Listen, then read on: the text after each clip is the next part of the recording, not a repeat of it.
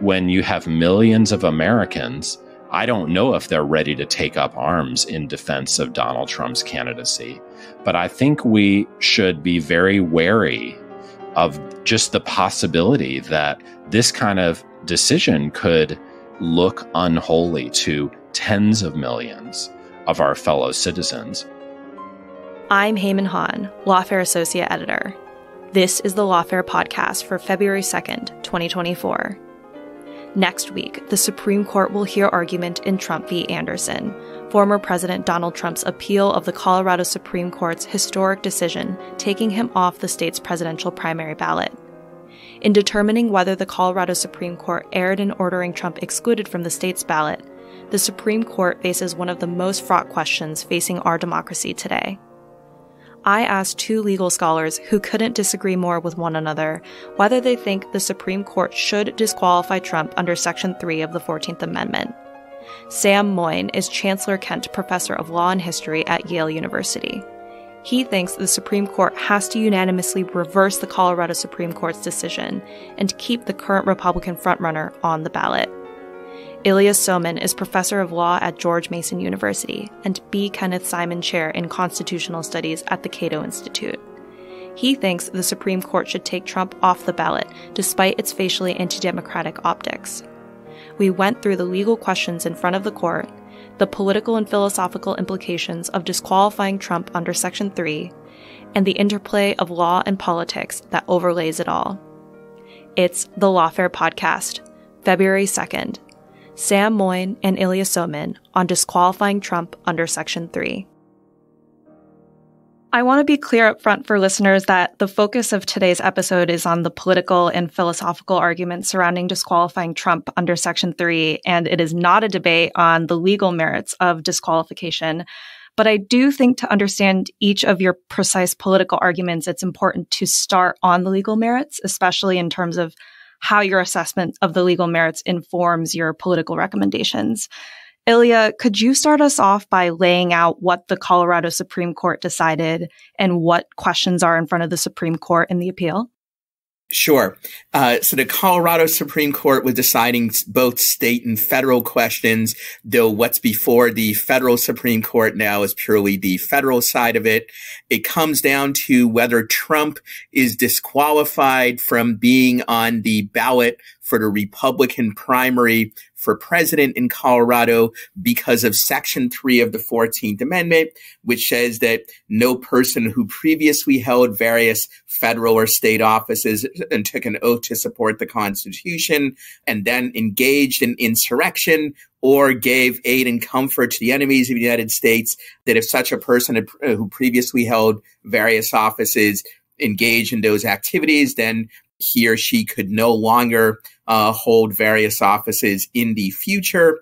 And this is combined with a Colorado state law, which says that in order to be on the ballot in Colorado, you have to be qualified for the office that you're running from. Not all states have laws like that. So in some states, Section 3 challenges to Trump's eligibility have been turned back because the court said, well, just to be on the ballot, you don't necessarily have to be qualified for the office you hold. Or alternatively, even if you have to be qualified in order to be on the ballot for the general election, you don't necessarily have to be qualified to be on the ballot for a party primary like the GOP primary in the presidential election.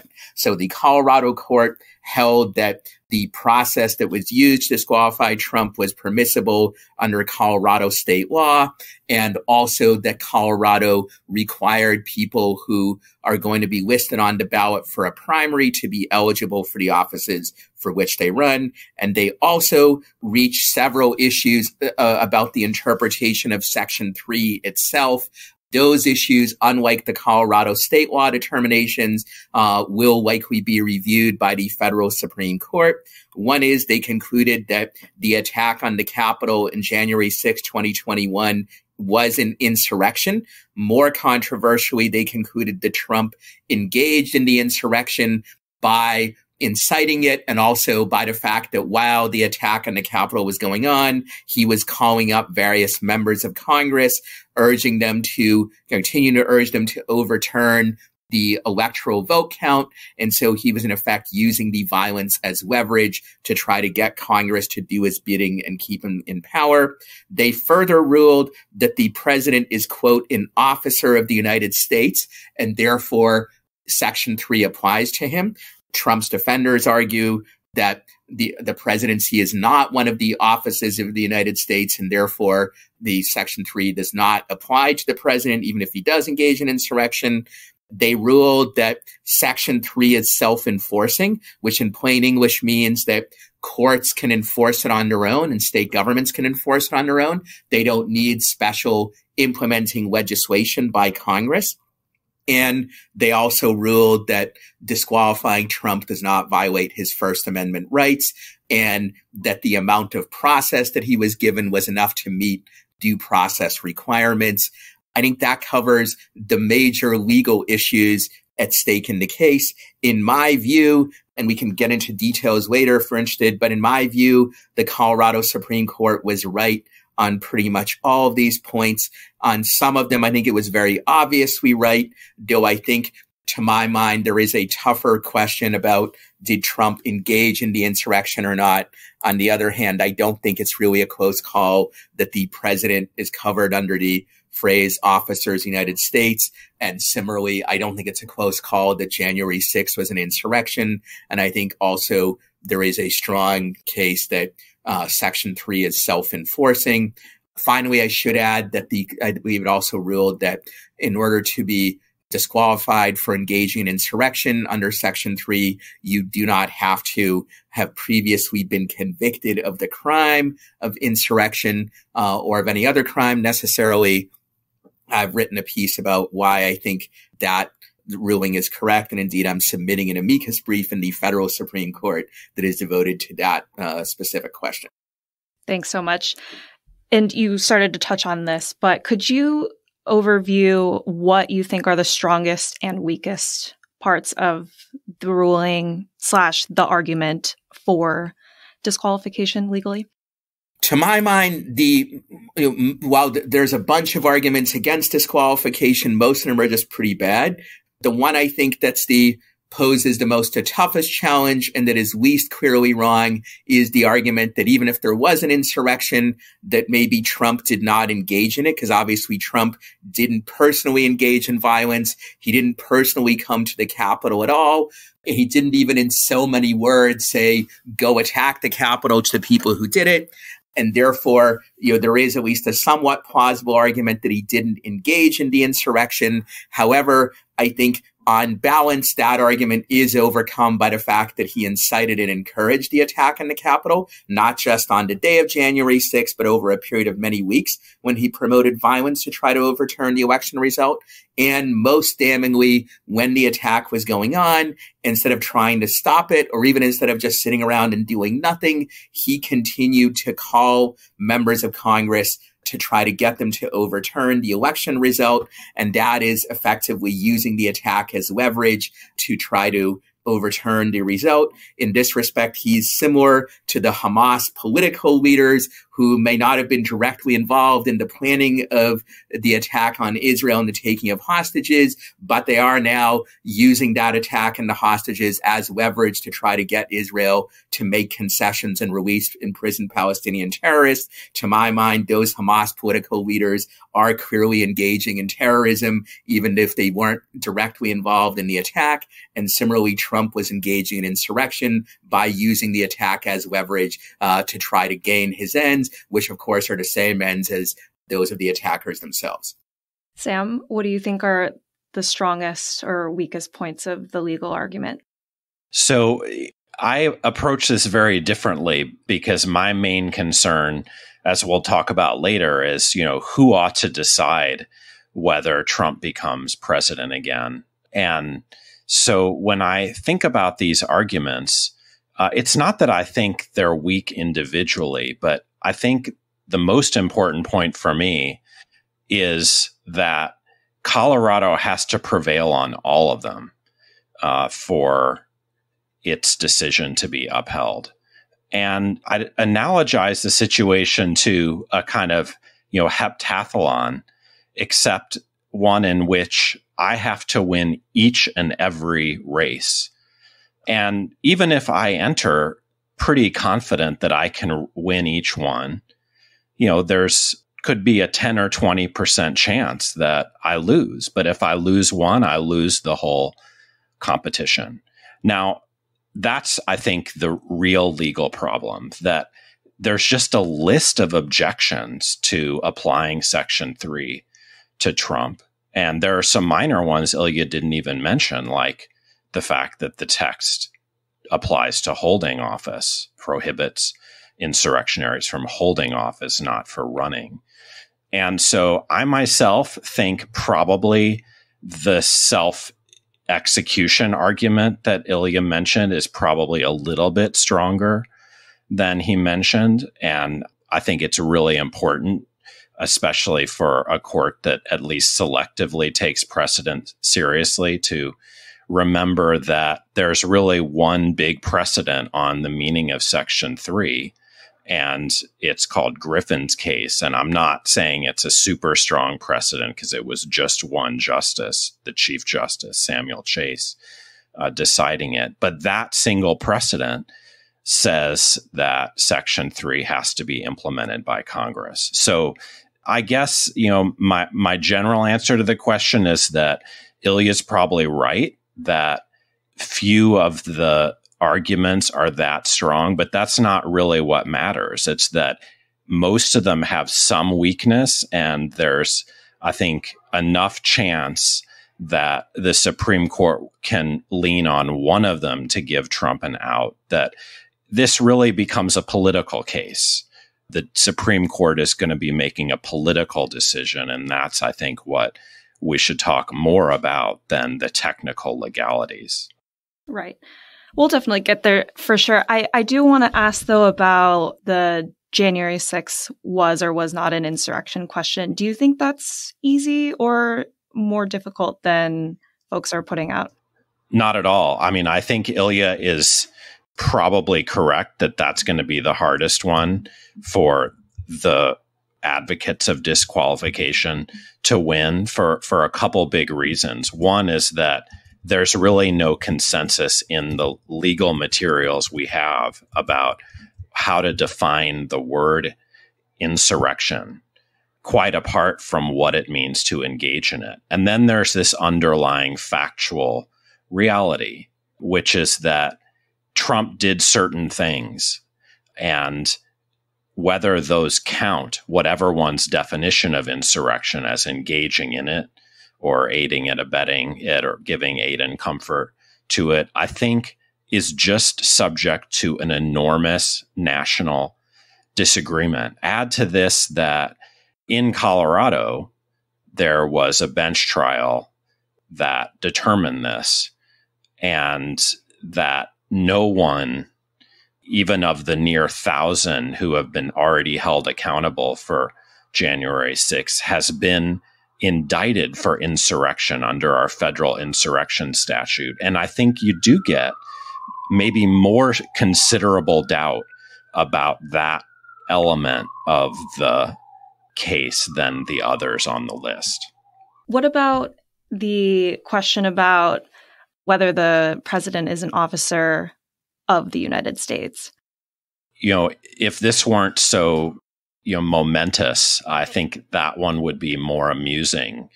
If you just look at the 14th Amendment and read the third section, I think the ordinary person would immediately conclude the president's not covered just because he's not mentioned specifically. And to me, it is very revealing that, and we have to account for the fact that the section reads, no person shall be a senator, representative, or elector of the president or vice president, before we get to the disputed language that the section also covers anyone who holds any office or is an officer of the United States.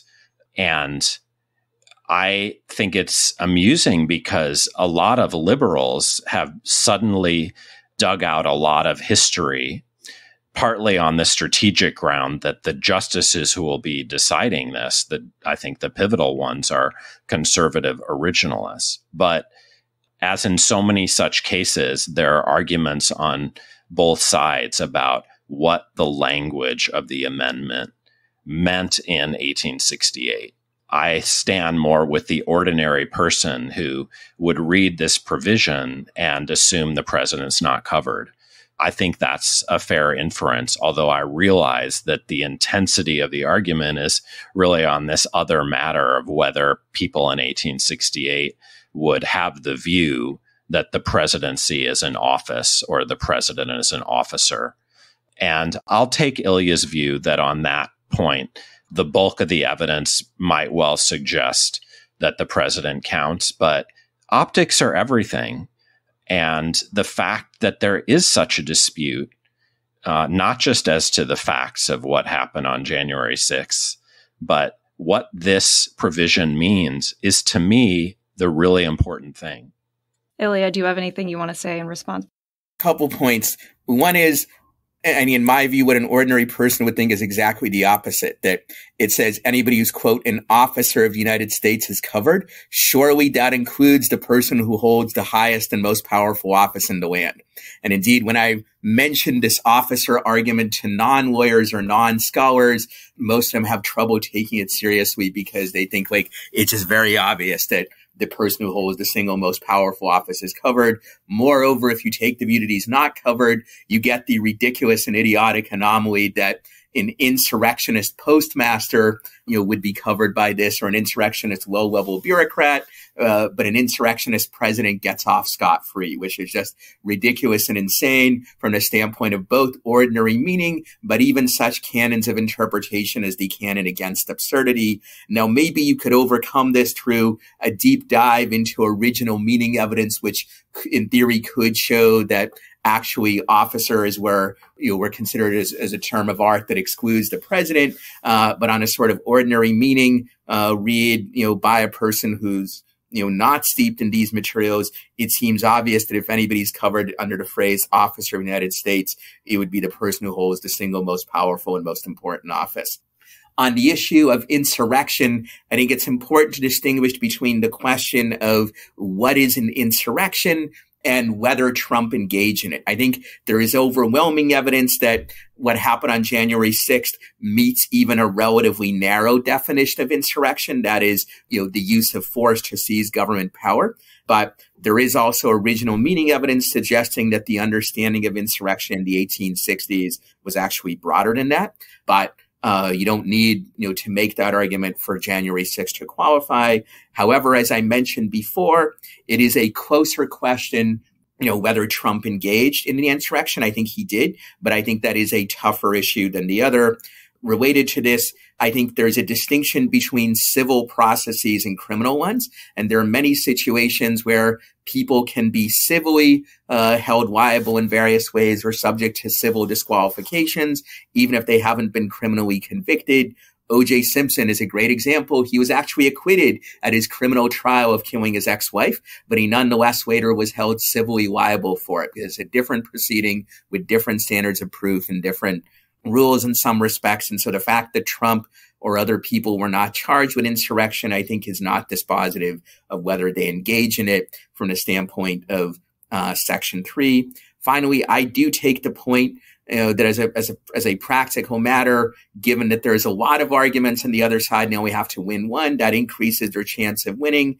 But on the other hand, if you throw a lot of bad arguments on the wall, that doesn't necessarily mean that you deserve to win. It is also true that there's a lot of disagreement over all of this, but the fact that there's disagreement does not mean that both sides have equally good arguments. There are many examples in history, including in constitutional history, where there was a big argument over something and a lot of people believed arguments which were badly wrong, sometimes even to the point of being ridiculous and stupid. Public opinion and sometimes elite opinion as well can be wrong about things. And so the fact that there is controversy as a practical matter, maybe that would give the court pause. But in terms of what morally and legally they should do, the mere fact that there's a lot of people who may hold wrong beliefs about this set of issues is not a reason to indulge them. Indeed, the whole point of Section 3 disqualification is to keep from power people who are menaces to the republic, who have some significant popular support. If they didn't have any popular support, or if there wasn't any chance they could be elected or appointed to office, there would be little or no point to disqualifying them in the first place. Sam, do you want to respond to that before we go? No, I mean, I have minor differences with Ilya on these matters, but I have a major difference, which is that I am not as much of a legalist. If it were the case that there were an extraordinarily good reason to elect a 34-year-old and that person was, enormously popular, I'm not sure I need the Constitution to stand in the way or the Supreme Court to enforce it. If there were, a need for Barack Obama to come back and the American people wanted him, since after all, a fourth-term president beat the Nazis before the prohibition on that, a third and fourth terms was amended into the Constitution. Once again, I'm not sure that the Constitution is in the end what matters. And so to me, Section 3 is just a kind of special case of this political question of what should the American people do in the future. And the reason it's special is because unlike the prohibition on 34-year-olds and third or fourth term presidents, it's just much less clear than in those cases that the Constitution even applies directly to this situation. So are you saying that there's not really a need for a constitution in general, or that in certain areas we should be more willing to disregard it? Yeah, I've written in the New York Times with a colleague that having constitutions is not great. We do in this country.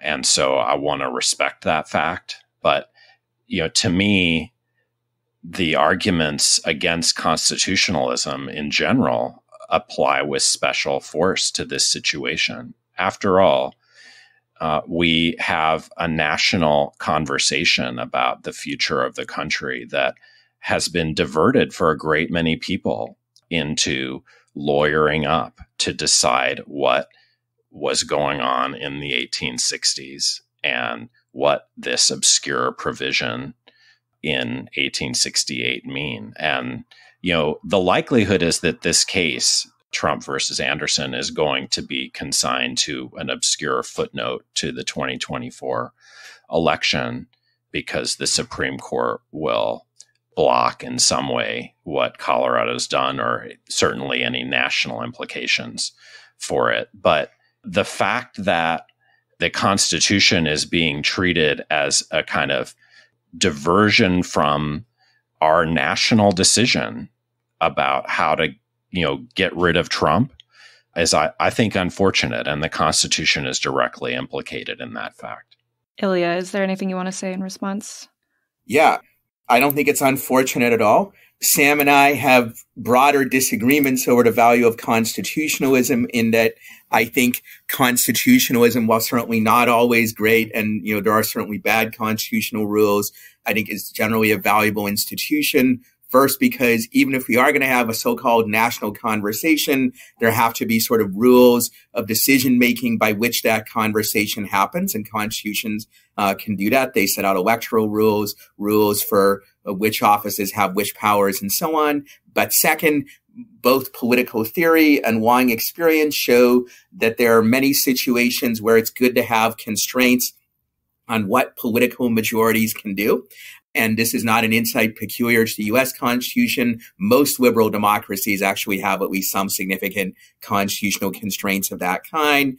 And they are desirable because there are systematic flaws of pure democracy or pure majoritarianism, whatever you want to call it, which have to do with voter ignorance, bias, panic, and hatred and fear arising from emergencies and other pathologies. And some of those constraints take the form of protecting particular types of individual rights, freedom of speech, freedom of religion, rights of due process, or rights of property and contract, and others. Some of them may take the form of structural constraints or separation of powers, but some of them in Section 3 and the 22nd Amendment are examples of this, take the form of constraints on who is allowed to wield political power, because certain categories of people pose a threat to democratic institutions themselves, either because of structural reasons, like with the 22nd Amendment, the concern is the president can go on serving indefinitely, that he or she then can consolidate power and become a dictator. Or alternatively, as in the case of the people banned by Section 3, their track record shows them to be a menace because they engaged in insurrection before and therefore could abuse the powers of office to do so again or otherwise undermine the republic. And other democracies, including some that American progressives, admire, have adopted rules that disqualify certain kinds of people or certain kinds of political movements from holding power because they're a menace. Germany, for instance, after World War II, they banned the Nazi Party from contesting elections. Israel has banned certain racist political parties from contesting their elections. In Eastern Europe, a number of countries enacted lustration laws, as they are called, which banned former members of the communist secret police from ascending to political office. If Russia had been wise enough to enact a similar law, it might have been scared the dictatorship of former KGB Colonel Vladimir Putin. So constitutionalism is not always good, and I certainly don't claim that every constitutional rule in the U.S. Constitution is a good idea. There are some of them that I myself find objectionable, but overall, it is desirable to have constitutional constraints that protect us against the abuses of democracy, and also, in some cases, protect democracy itself from subversion and overthrow, such as by people who, by their track record, like Donald Trump, have shown that they are a menace to democracy, and therefore it is desirable to have rules which bar them from getting a second bite at the apple. Now, to move to the political arguments, I want to take stock of where each of you land precisely. Ilya, it seems like you think that the legal argument is pretty strong, minus the question of whether Trump engaged in insurrection. And Sam, it seems like you're kind of agnostic on the legal arguments because of your overarching view of this. But the part that you think is the weakest is about whether or not January 6th was an insurrection, especially given the national disagreement on that point. Does that sound accurate to you both? Well, I was playing fair and by the rules in engaging in the legalistic discussion, but the view I hold is actually a little bit different, which is that law is a continuation of politics by other means. And this isn't some idiosyncratic theory. This podcast is actually named after that view. The word lawfare means weaponizing law to achieve political ends. And I believe that it's best to see this suit in continuity with the attempt to circumvent Trump and tame him or get rid of him altogether from American politics through legalistic means that have generally intensified the problem and made him more popular. Now, among those different means, I think there are some that are preferable, like impeachment. And I would have no trouble with a criminal charge of insurrection against Trump, which has, it's worth noting, in the insurrection statute, the consequence if a jury convicts him of barring him from political office. I think my trouble with the legalistic case is not in the details. It's about the optics and the effects of this kind of move in a country in which Trump is so popular and in which these kind of resistance strategies have made him more popular, even as Joe Biden has seen his popularity tank. And I think that ought to be, very much in the foreground of any conversation about the law, since law is just part of a political ecosystem, no matter what. On what you just said, isn't there a meta problem with letting Trump kind of evade what would be otherwise a disability to his ballot access just because he's popular. I definitely understand what you mean in terms of law curtailing popular will. On the other hand, isn't there also a good argument that he's an elite, rich guy who has somehow gotten some popularity, which, by the way, New Hampshire and Iowa, he won, but it's not like overwhelming, right? So what's the best way to respond to that? By popular, I mean relative popularity. And he has a commanding lead in the Republican nomination contest, and polls suggest that he has even odds of winning the general election. One of the more striking facts I have read lately is that Joe Biden's approval ratings are lower than Trump's after January 6th. And that's the political situation to which I'm referring. Now, of course, I would love to live in a world in which he were unpopular. And actually, I would have fewer problems with legalistic techniques of facing Trumpism if they made him less popular and, in a sense, easier to remove. But in the end, there are ways of getting rid of him besides this. And the most obvious is actually taking a case to the American people that this person doesn't deserve to be president again. He already lost once. And if he lost, especially if he lost decisively a second time, it would do far more than any of the legalistic techniques to, I think, get the country beyond the age that this charlatan has defined.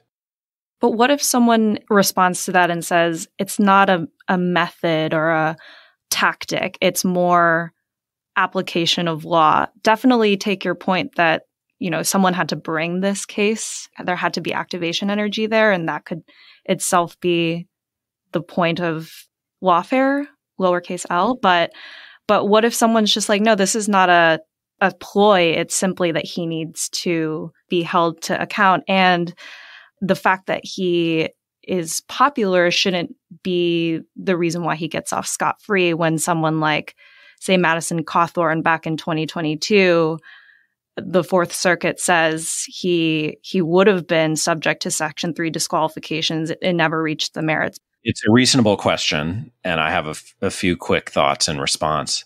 One is that law is part of politics, and mindlessly following the law, even when it's clear, is not always the best course. And I don't know. It's hard for me. I'm not a political strategist exactly what the effects of mindlessly following the law, if that's the view you're presenting, would be, but it's worth discussing. And then, as we've covered, this is a law on which there's a fair amount of disagreement about how to interpret it. Section 3 is not self-interpreting. And so what's actually happening is giving the Supreme Court final authority to make a big political decision. Now, I don't think the analogy is perfect, but people on my side of politics, liberals and the left, were appalled when, based on the same amendment in Bush versus Gore, the Supreme Court picked a president with arguably millions of lives affected, possibly, if you read certain history books, lost in consequence. And to make other analogy, this particular amendment, which almost no one knew Section 3 was part of it until a few months ago. A few voices in the wilderness cited it starting on January 6th, and a few scholars have ever studied it. And for the Supreme Court to bring it to the very center of American politics, I think it is a big political event, and therefore one that ought to be debated. How do we achieve, the just results we want? That's not always a question of following the law, and especially one that basically no one knew about and that the Supreme Court gets to decide what it means. Ilya, do you have anything to say in response? Yeah, a few thoughts. First, I think it is entirely legitimate and reasonable to use legal means to protect ourselves against flaws of democracy, and in this case also to protect ourselves against ways in which the democratic process could imperil itself. Section 3, that's the whole point of it, to protect against the ascension to power of people who have shown by their track record that they are willing to engage in violence to undermine the Constitution and overthrow our democratic system. And I talked earlier about how, many democracies around the world use legal techniques like that to protect the political process, including against its own excesses.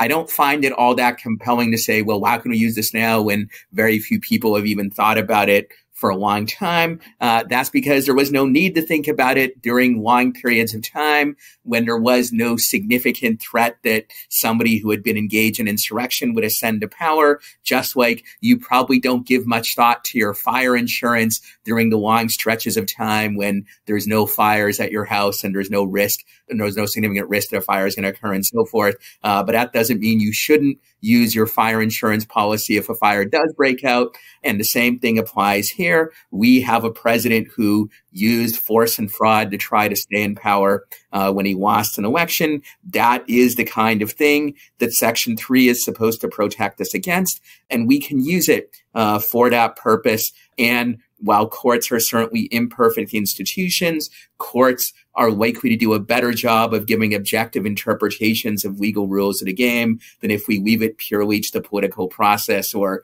if we leave it to some other kinds of actors. At the same time, that doesn't mean that we should rely only on legal means to combat Trump or other problems of his movement. The one means doesn't exclude the other. We should use both legal and political means. And in fact, most successful efforts in American history to strengthen principles of constitutional law to protect democracy and also to protect human rights usually involve the combination of both legal and political action. And I think the same thing can be true here. The Section 3 litigation is just one part of what can be a broader effort to combat this menace, but it's not a part that should be dispensed with. There's no reason to somehow abjure this tool merely because it hasn't been used much in a long time or because it involves judicial intervention. I agree there can be cases where, as Sam put it, mindless adherence to law is wrong, like if a law is deeply unjust or if obeying the law would cause some horrible catastrophe. But there should be at least a strong presumption that we will obey constitutional rules of the game because it's valuable to have that as an institution. And I don't think that presumption is anywhere close to being overcome in this case. I would finally add that it's actually a myth for the most part that legal efforts to combat Trump have actually made him more popular.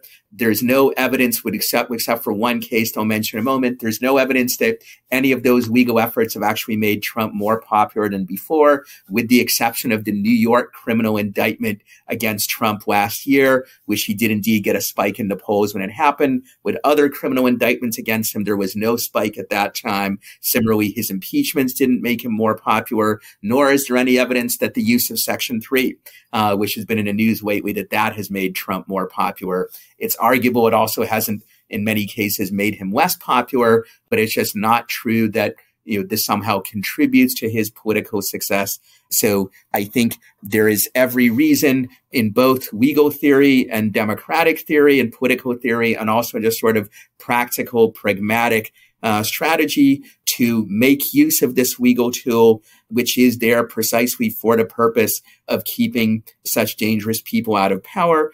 And it's valuable to use it precisely in those instances where otherwise they are popular enough that they have a real chance of attaining power. If we're talking about people who have little or no chance of being elected or appointed to office anyway, then disqualification has little point.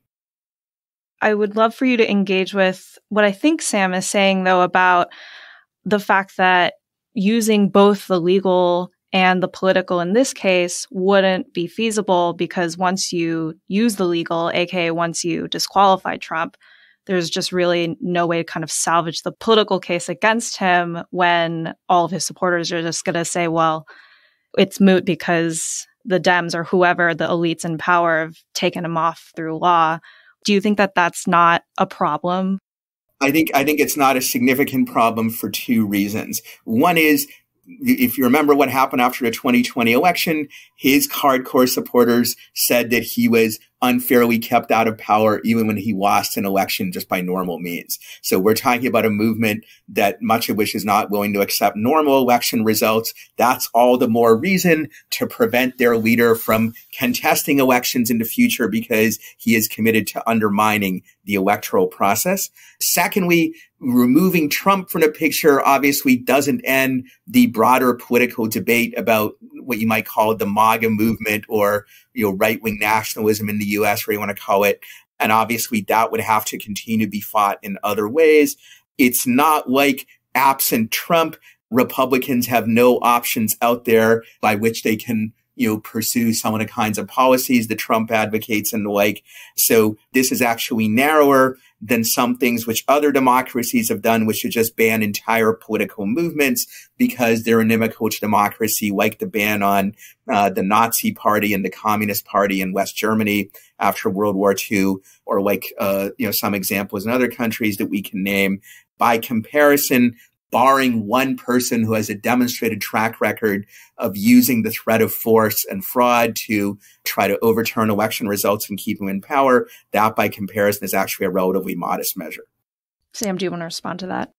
Well, there's so much Ilya said. I do want to note, since he's repeatedly referred to it, that militant democracy arguments, namely you having special rules that are justified even when they violate rights in the name of protecting democracy or the regime of rights, they're persistently controversial. And one reason is that they provide tools for lots of actors, and they have been deployed not just in some of the more defensible cases that Ilya mentioned, but in ones where just political enemies get pursued as threats to democracy. And the future is unpredictable, but it will be fateful in this country to allow, even for the best of reasons or for a good cause, the disqualification of one person, because it will lead to more, in just the same way as the practice of impeaching presidents has led to a lot more. That doesn't mean I agree that we never have recourse to that tool, as was tried both times unsuccessfully with Trump.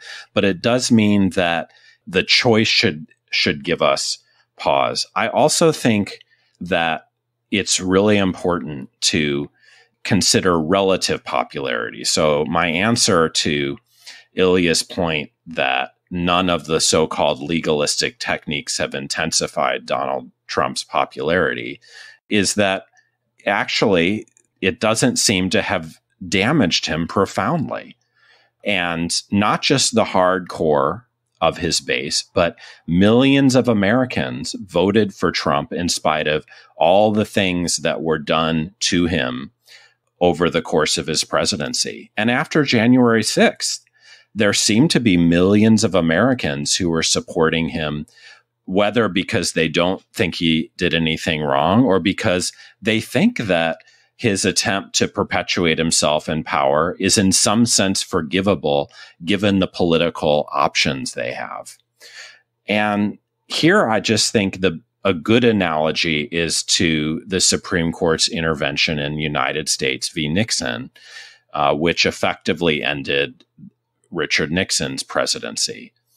And to me, the difference in the Supreme Court's role in that case is that there was a political consensus, indeed, basically an elite consensus, including, leaders of the Republican Party, that Nixon had to go. What we have in this situation is very different. Conservatives, including libertarians, conservatives like Ilya, have just lost access to control over the Republican Party. And it's been visible from really the start of Trump's, political significance in this country that a lot of people call them never Trumpers. Main goal is to get their party back. If this disqualification goes through, more than that, you're going to have millions and millions of voters who have had their preference in voting deprived from them. Now, if they respond the way Ilya predicts and just accept it on his account, they're not going to accept the blockage of Trump under any circumstances. But I think what he's really saying is that if they just allow this to happen, then I think Ilya will have been proved right that invoking Section 3 is a risk worth taking. But I'm not so sure that if this is seen by the right as, if you will, its version of Bush v. Gore, when the Supreme Court acted politically, that it's going to just sit idly by. Section 3 was passed after a civil war, once the violence had been unleashed with hundreds of thousands of dead. This is a very different situation when you have millions of Americans. I don't know if they're ready to take up arms in defense of Donald Trump's candidacy, but I think we should be very wary of just the possibility that this kind of decision could look unholy to tens of millions of our fellow citizens.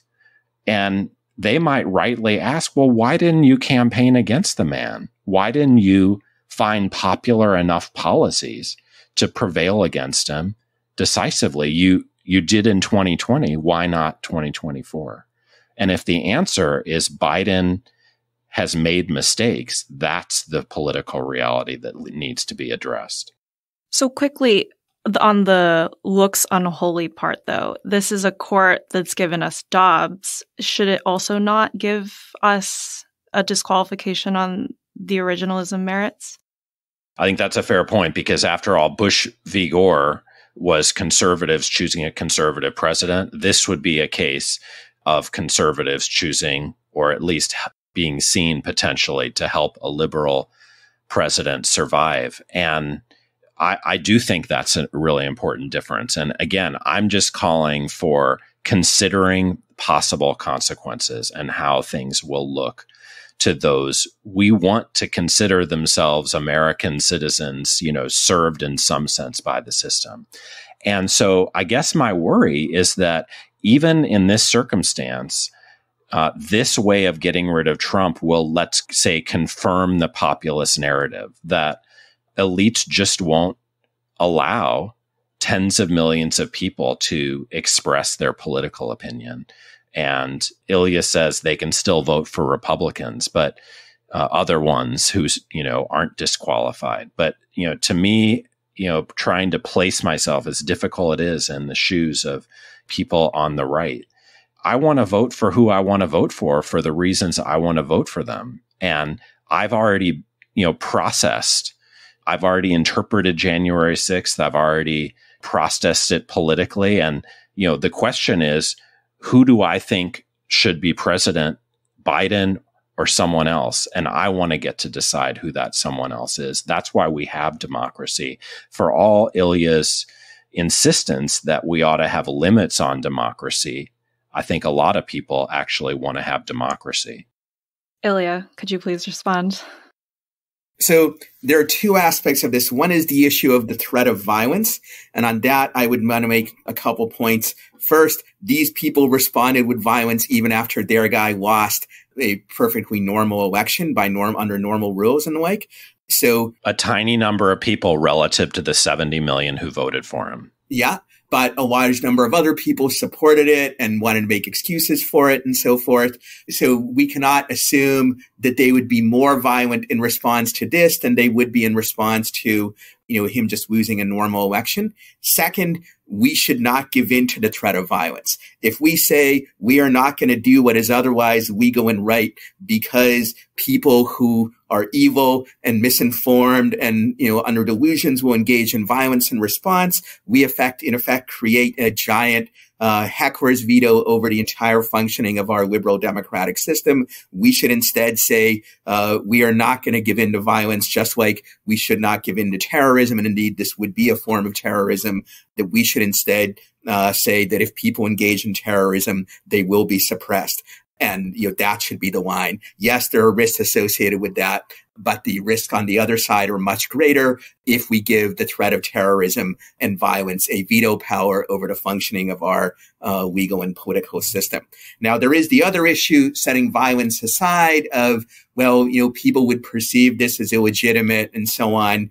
And I think here I would make a couple of points. One is, we have many constraints on democracy built into our system, and many of them, not all, but many of them are desirable and useful, despite the fact that, all the time, many people object to them on various grounds.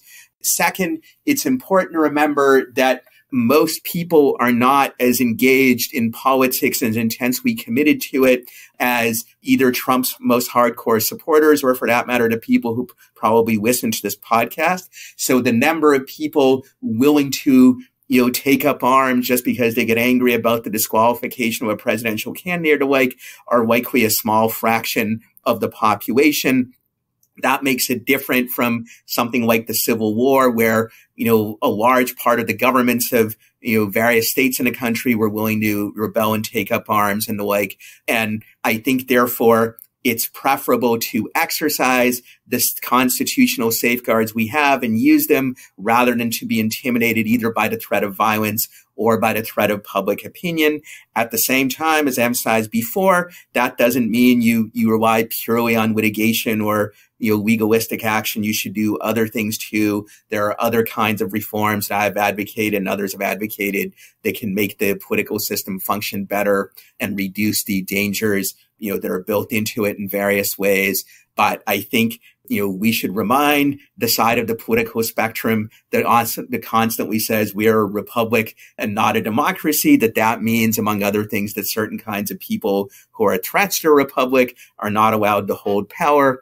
And we should also not allow ourselves to be intimidated by threats of violence and terrorism, because if we do allow ourselves to be cowed by that, then that's an extremely dangerous situation. Finally, we should note that any danger on this side should be weighed against the danger of what if Trump does return to power and is able to use it for the purposes of undermining liberal democracy further in various ways that he has already promised to do. I would rather deal with a menaced democracy that is not in power and it just involves some isolated violence than deal with it with a person like that, actually sitting in the White House. Again, I think Ilya's presenting a powerful case, but I just want to raise two cautionary notes. One is that the rather extraordinary confidence in his predictions of what's likely to happen. And I think we should have much more pause about any course of action we might take, because the future's very hard to predict. And the idea that this ruling is likely to be accepted, however glumly, by his supporters because they aren't as politically mobilized as during the Civil War, even as Ilya also claims that any threat of violence is likely baked in anyway, given January 6th. It all seems pretty speculative to me, and I would like a lot more evidence before I were so confident on any of those points. But the bigger, I think, reservation I would have is that I just have a very different reading of recent American politics than he seems to have, because in my understanding, there is a revolt against elites going on, not simply in the United States, but in lots of so-called democracies, because people don't believe either that they should be as subject to elite rule or that those elites are doing a good job. And it's really for that reason that I think it's been a gross error through lawfare, if you will, to play in through our strategies of responding to someone like Trump to the very syndrome that seemed to give rise to Trump and like politicians in the first place. Now, I take Ilya's point entirely that it is very hard to avoid following the law. But in a case where the law is unclear, where the Supreme Court has been widely, attacked, especially on the left lately, for its interventions in American politics, I think leaning into that technique of getting our way, even if it's precisely the right that has done so more regularly, is a mistake. And it's not as if an authoritarian future is a given, because the 2024 election, like prior elections, is ones in which we should be out there convincing our fellow citizens of what kind of democratic future to have, not protecting democracy, if by that you mean protecting people from getting their way in politics. Ilya, do you want to respond to that? Sure. So part of the whole point of having liberal democratic institutions, emphasis here in the liberal part, is in fact to put some constraints on democracy. And those constraints are all the more valuable in periods when a large part of public opinion favors harmful and illiberal measures. But in this case, we don't even have to resort to this argument, because surely if there's anything that's anti-elitist, it's keeping from power a member of the elite who was repudiated by the electorate, and instead of, accepting his defeat and his repudiation, he instead sought to use force and fraud to keep himself in power. If there's anything that's more elitist than that, it's hard to say, what that would be. And then became enormously popular again, to the point of maintaining control of the Republican Party and seeming to he is popular within one with segment of the electorate, but unpopular with the majority of it. And I think this just goes to show the broader theme that sometimes one way to protect against harmful elites is also to put some constraints on their ability to hold power, including even in situations where, they might be elected to it.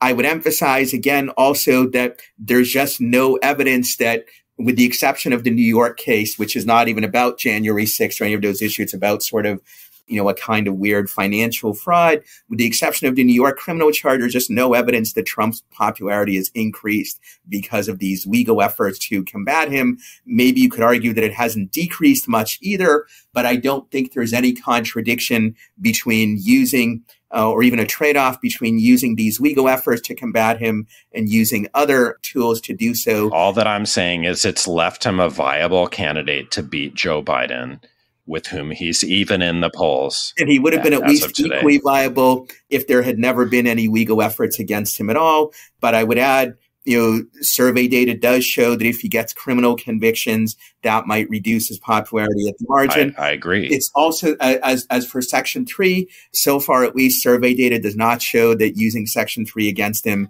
has somehow made him more popular. So I certainly agree there's uncertainty. Nobody could be certain about what would happen in any given course of events. But to my mind, if there is uncertainty, then the default option should be to stick to constitutional safeguards and use them, rather than to, in effect, grant Trump a get-out-of-jail-free card, or in this case, a get-out-of-disqualification-free card, because of political conjectures that we might make. I admit that, if there's overwhelming evidence that if he gets disqualified, that will lead to the collapse of the Republican Civil War or whatnot, then you might make an argument we just have to disobey the law in this case, because disobedience would be worse. But I don't see that evidence. And if anything, I think, the available weight of evidence is more the other way. So if we're talking about what should be our default option in the event of uncertainty, then a default option should be to follow the Constitution.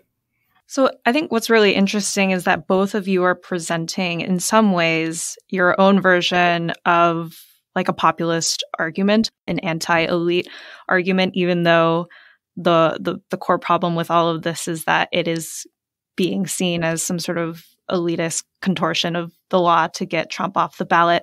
Why do you think it's the case right now that the Never Trumper Republicans find allies in the Democrats and MAGA Republicans find allies in someone like Sam Moyn, who doesn't want to see the Constitution be used in this way? Is this something that you think is generally happening in terms of the legal political sphere, or is this a purely Trump problem? So I want to correct your question on, which is a great one, on one minor point, which is that I'm not an ally of MAGA Republicans. I'm saying that they should be opposed politically by offering the American people a better political option. I mean, my general narrative would be that it appears that Trump, like Bernie Sanders, was kind of a response to a long-term proximity of the two parties in their policies. And that starting in 2016, there was a revolt against both parties. Now it was more successful, at least more quickly, in the Republican Party, and Never Trump Republicans lost their relevance in their old party and have had much more influence joining with centrist Democrats in what had been the adversary party. And I do agree with you, Hyemin, that I think this kind of consideration does, explain at least some of my resistance to the resistance, of which I think this Section 3 agenda is the latest phenomenon, because it's about seeking a quick fix to the challenge of broadening and shifting our policies beyond those that enrage so many millions, both right and left. And it seems to me that for all the rhetoric about the Constitution and democracy that the Never Trump movement has deployed, what it's really saying is that it wants to dodge the challenge of populism and find a quick fix for it.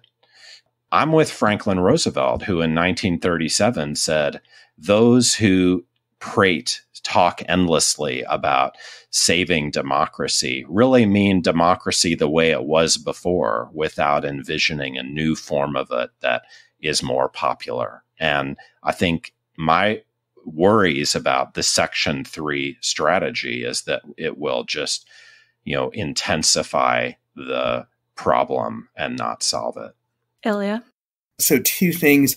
It is not my view. I don't think it's also it is the view of most other people who want to use Section 3, though I can't speak for all of them, but it is certainly not my view that we can solve all of the problem posed by Trumpism, or for that matter, by Bernie Sanders and others, by disqualifying Trump. There will still be what I regard as a deeply harmful sort of ethno-nationalist movement on the right, one that wants government to have way too large a role in the economy and in our culture and our society. And there's also a problematic movement on the left represented by Bernie Sanders. Much of my academic and other work is, in fact, about the broader challenges posed by these kinds of things. I'm even the co-author of one of the reports in the National Constitution Center Guardrails of Democracy project. I'm part of the Team Libertarian report. There are also liberal and conservative teams, and we outlined there various reforms that we believe are needed to improve our political system and its functioning and the like.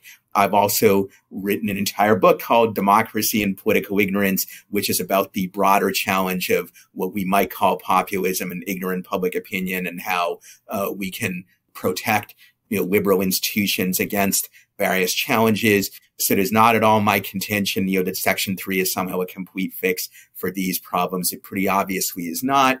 At the same time, though, Section 3 can serve the limited purpose of disqualifying one particularly menacing individual, and other purposes and other more structural improvements, I think, can and should be pursued by other sorts of means. I think the parallel to FDR in the 1930s actually cuts the other way, because yes, there was a lot of dissatisfaction, certainly with the Great Depression.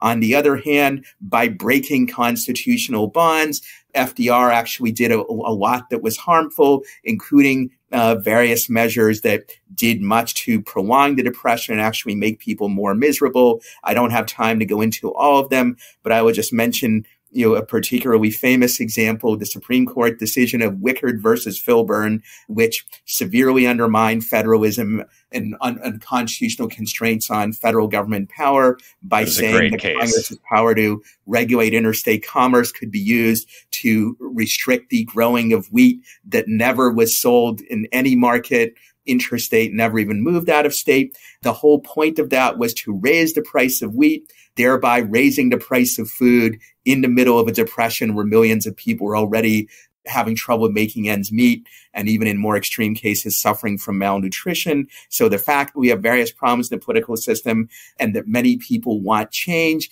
isn't necessarily a good reason for breaking constitutional bonds or for ignoring them. If anything, I think the experience in the 1930s suggests that doing that is actually pretty awful. We would have been better off without the Agricultural Adjustment Act that made millions of people even poorer and in some cases made them suffer from malnutrition even more than they would have otherwise.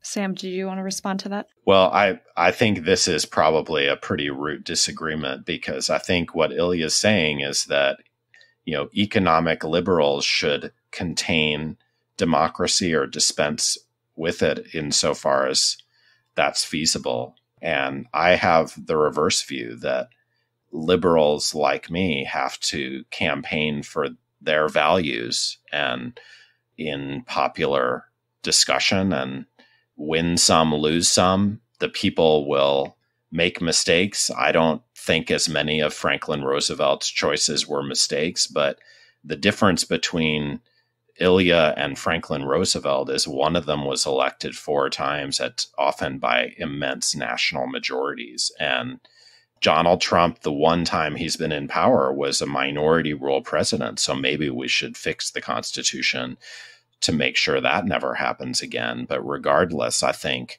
I'm not in position to tell the people what they should do. They get to decide what their future is. And we have to live with it and try to change it and not adopt techniques to get our way that actually make it less likely that our views prevail. We should engage honestly and, fairly, and not seek alternatives to democracy, or actually should try to, have more of it than we've ever had.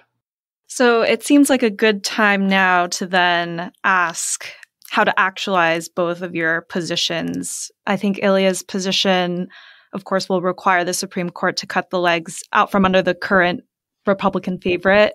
And Sam's position requires a kind of legal off-ramp that I'm not sure is immediately obvious. So could both of you tell us what you think is the best way for the Supreme Court to rule, given your political thoughts?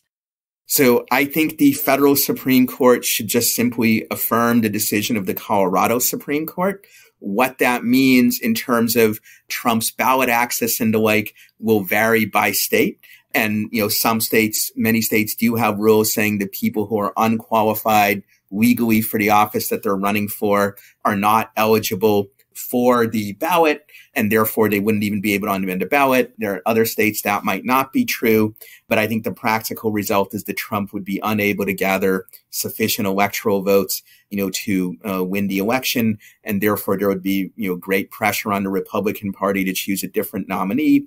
If they chose not to do that, well, it's their own fault for choosing somebody who's unqualified legally, just as if the Democratic Party were to nominate Barack Obama, who I think is vastly more popular than Biden is, but Obama is disqualified under the 22nd Amendment. But if the Democrats were to choose to nominate Obama anyway, that would be the Democrats' fault. It would not be something where, the court system should give them a pass. There is, of course, a broader issue of how to structure and reform political institutions generally. And here, I think Sam and I have a broader disagreement about the validity of constitutional constraints on political majorities that goes beyond simply the specific details of, those constraints that FDR broke or that were broken or undermined in some ways at various points in history. But I think many on the political left, maybe not Sam, but many others do accept the need for a variety of different constraints on the powers of political majorities. For instance, they were very angry at the Supreme Court when it overturned Roe versus Wade, and they want protection for a variety of different kinds of rights. So if you accept that, then I don't think it's possible to just simply stand on the notion that political majorities should just get whatever they want, because there are other, sometimes more important values at stake. But in this case, it's something that protects the political majority's own future rights to have a democratic process for those issues that are decided by political majorities here. It's not even just an example of using legal means to protect other liberal values that might trump democracy. It's using legal means to protect democracy itself against those who have proven themselves to be a menace to it. Thanks. Sam, what's your answer to the question? So I'll make two quick points. One is about the consequences of affirming the Colorado decision, and the other is about my preferred alternative. So on the first, I don't want to undercut the reason for having this conversation, but we may have overhyped this decision because, for one thing, we can speculate that the states that Trump needs to win the Electoral College are not going to disqualify him anyway. But regardless, I think it's very important to note that the Supreme Court has to accept the facts that the Colorado Supreme Court did as determined by the Colorado trial court. And no state can disqualify Trump even with Colorado's decision affirmed unless it goes through its own process, which would include its own, factual determination of what happened January 6th. And it would then have help with the legal consequences. But it would not just immediately lead to a banning of Trump from ballots across the land. Now, my preferred resolution, I don't have a strong view because I hate Supreme Court fan fiction, but it seems to me that the self-implementation argument that Ilya mentioned at the top is the one that is best, all things considered, because it would be like the Supreme Court, as it happens in the case of Wickard versus Filburn, basically transferring authority over our future to the Congress. Self-implementation would be basically saying it's going to be up to Congress, not so much what Section 3 means as when it applies, what's required for it to apply, whether it applies at all in this country. And that would be the outcome, I think, most resonant with the Democratic option that I've been defending on the podcast. Well, we'll leave it there. Thank you both so much for your time and for being willing to put your opinions on the record on such a fraught question. Thank you. The Lawfare podcast is produced in cooperation with the Brookings Institution. You can get ad-free versions of this and other Lawfare podcasts by becoming a Lawfare material supporter through our website, lawfaremedia.org/support. You'll also get access to special events and other content available only to our supporters. The podcast is edited by Jen Pacha-Howell, and your audio engineer this episode was Noam Osmond of Goat Rodeo. Our music is performed by Sophia Yan. As always, thank you for listening.